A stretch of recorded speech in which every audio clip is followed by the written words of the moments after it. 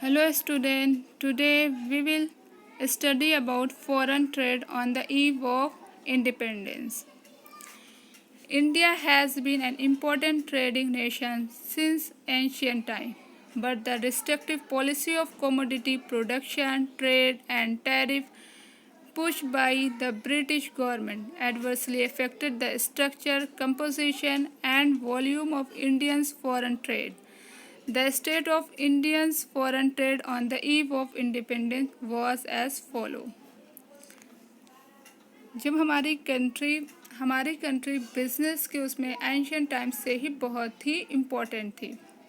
कुछ restrictive policies हमारे British government ने लगाया था हमारे ट्रेड पर, प्रोडक्शन पर और टैरिफ पर, जिससे कि क्या क्या चीज़ इफेक्टेड हुआ. स्ट्रक्चर हमारे फॉरेन ट्रेड का इफ़ेक्ट हुआ, कंपोजिशन एंड वॉल्यूम, ये तीन चीज़ इफ़ेक्ट हुई फॉरेन ट्रेड की.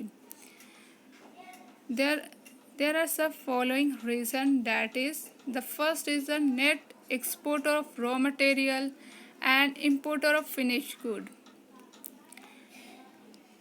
India became an exporter of primary products such as raw silk, cotton, wool, sugar, indigo, jute, as an importer of finished good. Finished good, that is a cotton, silk, woolen, clothes and capital goods. We can understand this point in brief. This point said that we can understand it through this structure.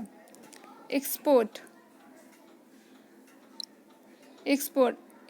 between the Britain and India. B is Britain, I is India. India sent goods to Britain as a raw material. Raw material, that is silk, cotton, wool, sugar, indigo, jute, etc.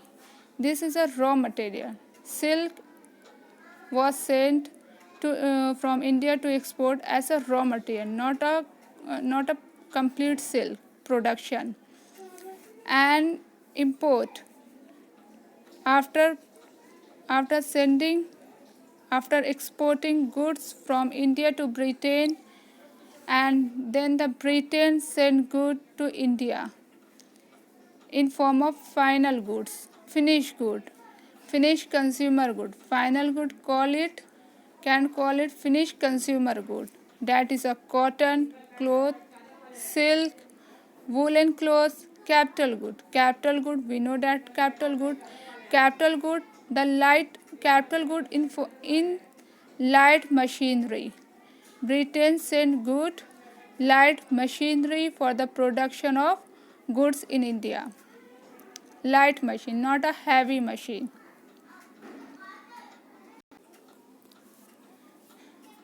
UK was the chief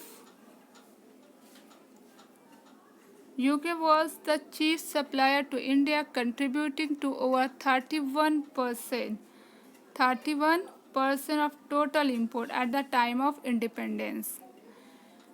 It means that जब British government हमारी country में rule करती थी, तो उस time पर हमने आगे के पॉइंट में ये पढ़ा कि वो क्या क्या चीज़ ऐसा रॉ मटेरियल हमारी कंट्री से ले जाती थी और कितने सारे मतलब अपने कंट्री में फिनिश गुड बना करके हमारी कंट्री में सेंड करती थी.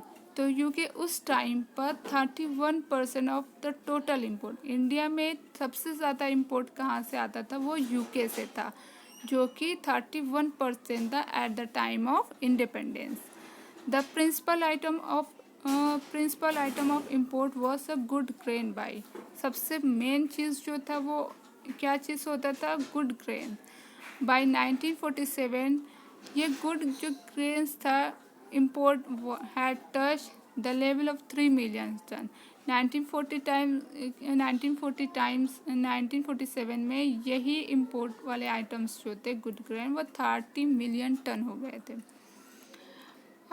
I hope this point will be clear. The second point is Britain had monopoly control on foreign trade. Monopoly control means all over control, completely control to my country.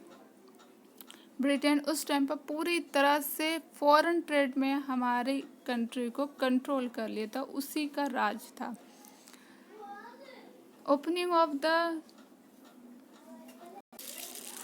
Opening of Suez canal in 1869 as a directive route for the shipping operation between India and Britain.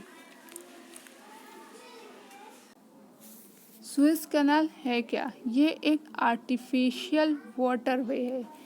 इस point से हम लोग समझ सकते हैं ये हमारा यहाँ पे ब्रिटेन है जिसको इंडिया अपना गुड्स भेजना है।